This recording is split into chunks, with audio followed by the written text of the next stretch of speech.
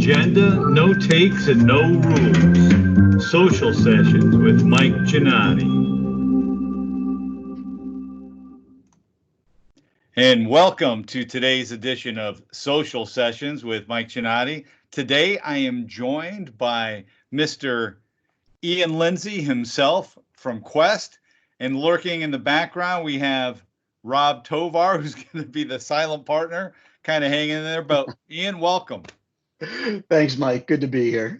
Yeah, so I was real excited to have Ian on. So Ian, you're an old comrade from years ago. Oh yeah. Just real quickly, before we get into some of the stuff, you had quite a lengthy stint at Microsoft. Oh yeah. Not quite as long as yours now. I was there for 14 years while you were there. So about 7.5 years ago, I took a break and ended up at Quest afterwards. So. And your roots, they run deep in the whole collab space, which is kind of cool. Oh yeah, I've been doing that with you guys for quite a long time. So even before this, I was at a consulting company that was very tight with Microsoft as well. So, as we look at some of the things, and we're going to get into the tech in just a moment. I know you have some exciting news about a conference and stuff. First of all, with everything going on, I got to ask. So how are you, your family doing? How you handling everything that's happening? The family's doing good. It hasn't been a huge change for me. I was already a work from home person. So the only real change for me is I'm not traveling at all right now. I'm doing everything like I would from my home office. Much more different for my wife. She's a school teacher. Oh yeah. So it's been a big transition for her and all of the other teachers who never had any idea that they were going to suddenly have to try and do distance learning for all of their kids. So she's had a lot of fun with that. I'm sure that's got to be. I mean, that is a big change. One of the things, and I love this because we follow each other online. We're on Twitter and I forget. Are you on LinkedIn? Not LinkedIn, Instagram? No, I'm not on Instagram. Just so it's on Twitter that I see him. But we both share a similar passion. Oh yes. And the last thing before we get into the whole tech piece, what is it that you love to do? One of the big things that I and my wife love doing is scuba diving. I know along with you're a big diver as well. This summer, hopefully, we had a trip scheduled to go to St. Kitts to do some diving again. So hopefully that'll happen. So any dives stand out to mind, like favorite ones or recent ones that you have done prior to all this? Oh yeah. Do you want me to share out a little That'd thing? Be kind of cool. Here? Let's share this. So I'm assuming you can see the presentation. That is, wait a minute, go back one. Is that your wife? Yeah, that's my wife. That is awesome. We were asked by the local nature conservancy group here to do a presentation for them on scuba diving and what it was like. Surprisingly, there's a lot of scuba diving here in Pittsburgh. A lot of people get trained. They get trained in the quarries, which is not fun.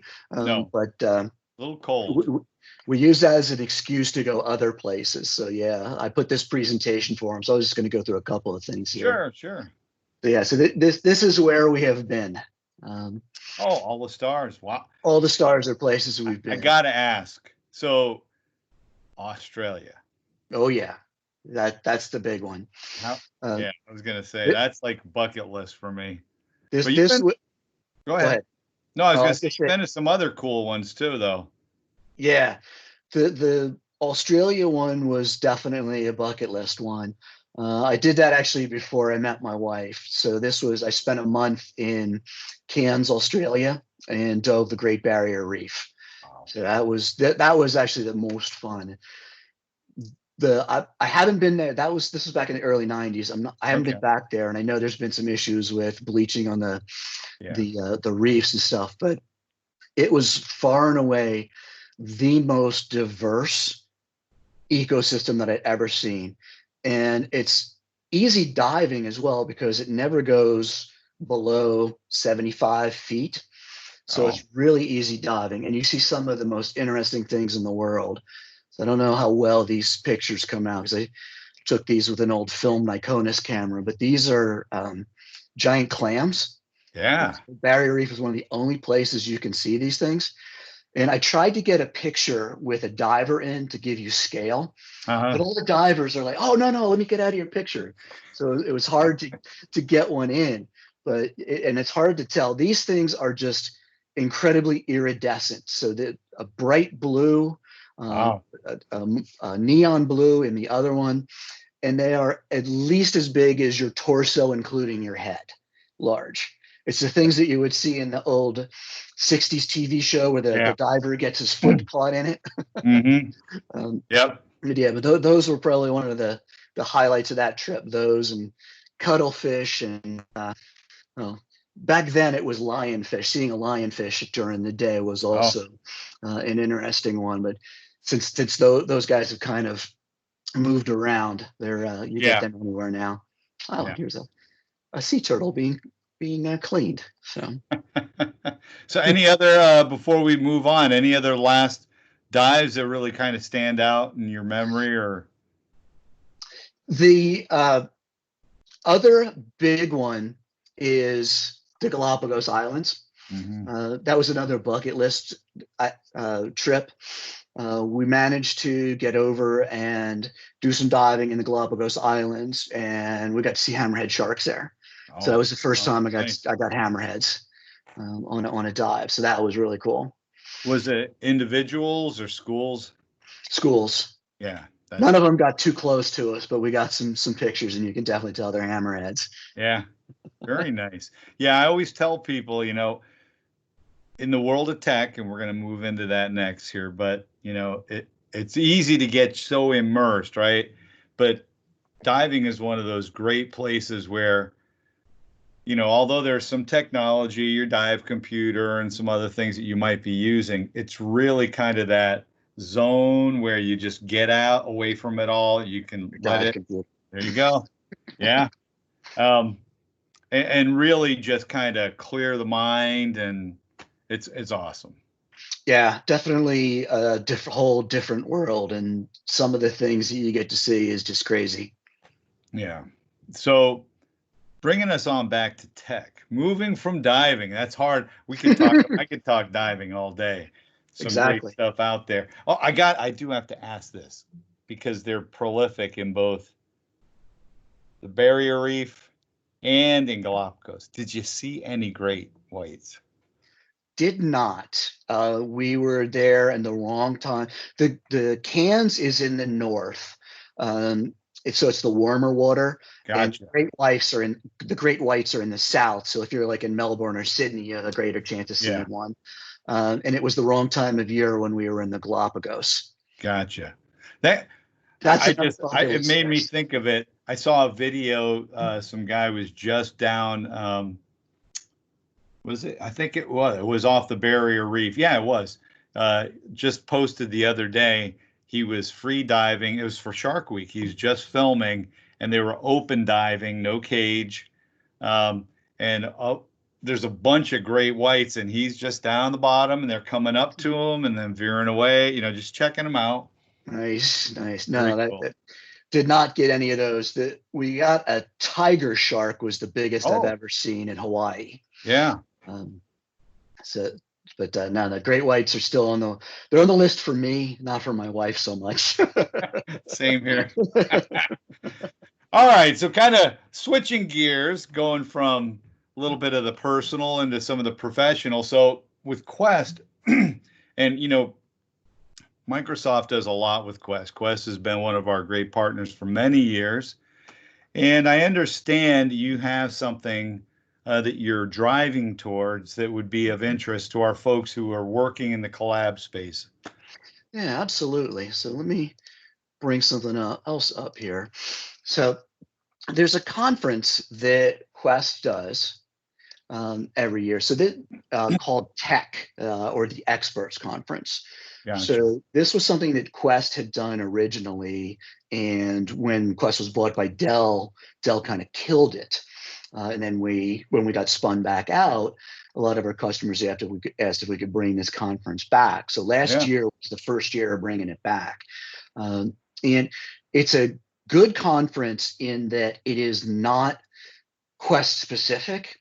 It's more Mm-hmm. of a general technology conference. And you can see that from the guys that we've got here as our keynote speakers. We got Randy Franklin Smith, who's a big security expert, Yep. Sean Metcalf, another big security guy from Microsoft. We got Chris McNulty, who's going to be speaking as well. Dave Kennedy from TrueSec. So this conference is targeted as an in-person conference in Atlanta in November.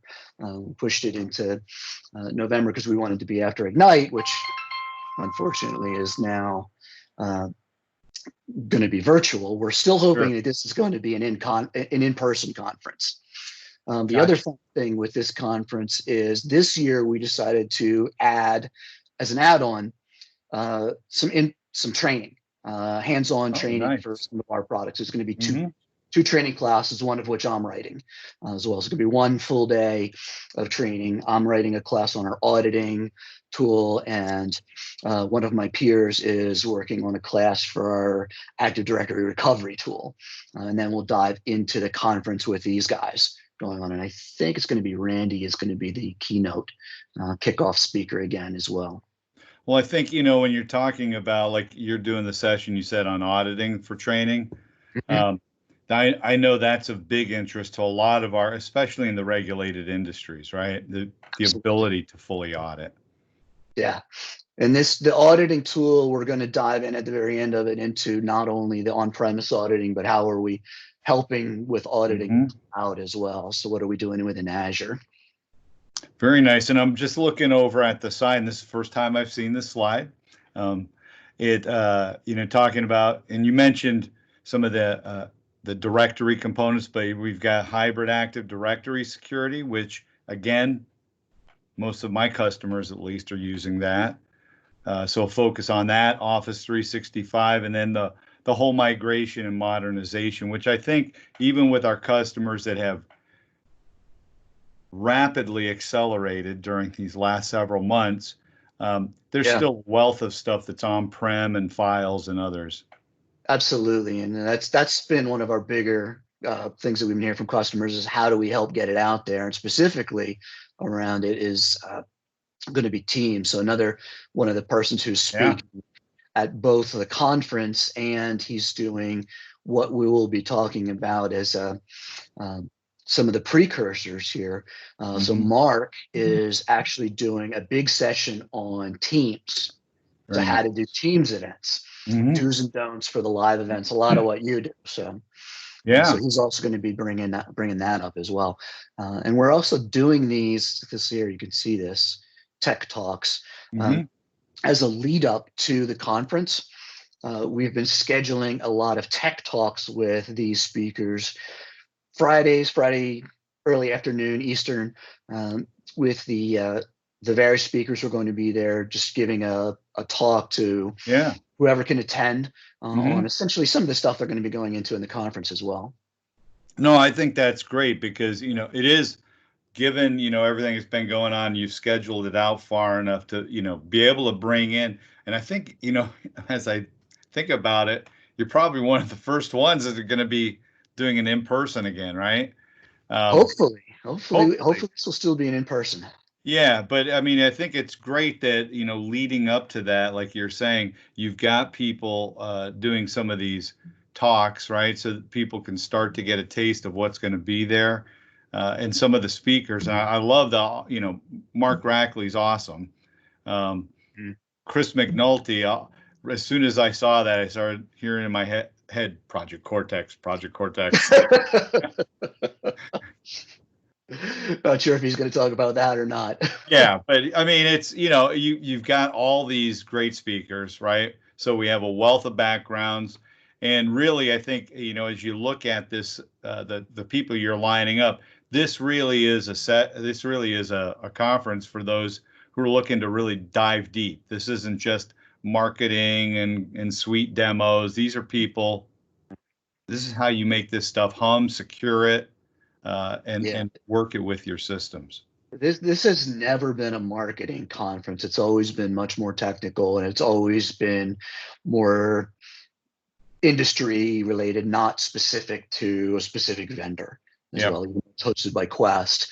All of these guys, when they're talking, they're not talking about our stuff. They're talking about, Windows security or specific products, teams, and how they will work.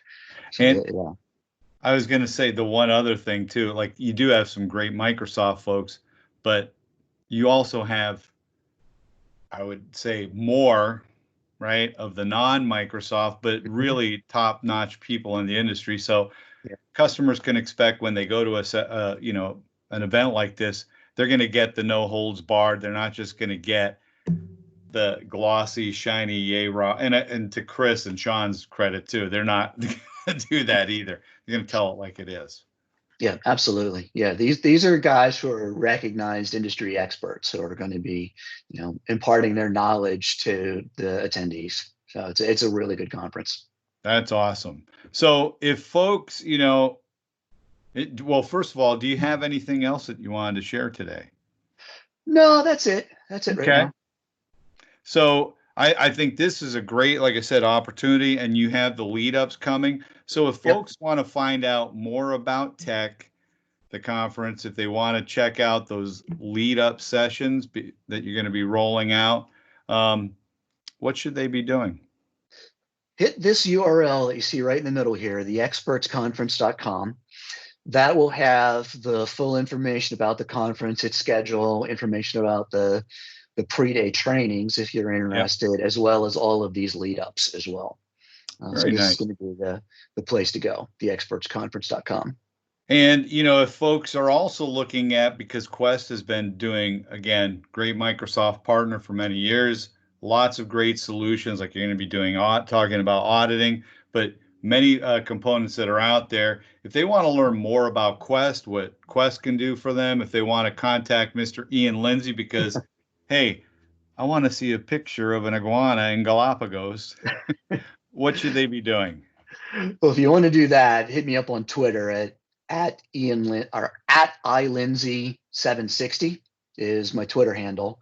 It's the same on LinkedIn as well. And then my email is ian.lindsay@quest.com if you want information about the conference. Awesome. So any last words of wisdom to impart to people? Oh, of course you would throw something out there. I'm not so sure. Let's just hope this whole social situation kind of wraps up and we can all start to get back outside again and do our vacations that we all had planned this summer, and you and I can get some new dive pictures and post them out to Twitter. Yeah, mine are getting pretty stale. People are like, isn't that been on your computer? I have it, as my screen on my phone, on my computer. Yeah. Isn't that like, how old's that thing? Yeah, I need to change. Exactly. Well, excellent. Well, thank you very much, Ian. We thank Robert for lurking in the background. So thank you, Robert. We just want to thank everybody for tuning in to today's social session with Mike Gannotti, and again, joined by the incomparable Ian Lindsay, and some of the work and things that they're doing at Quest around the upcoming tech conference. So with that, this is Mike with Ian, bidding you all have a great day. Take care, and as always, ciao.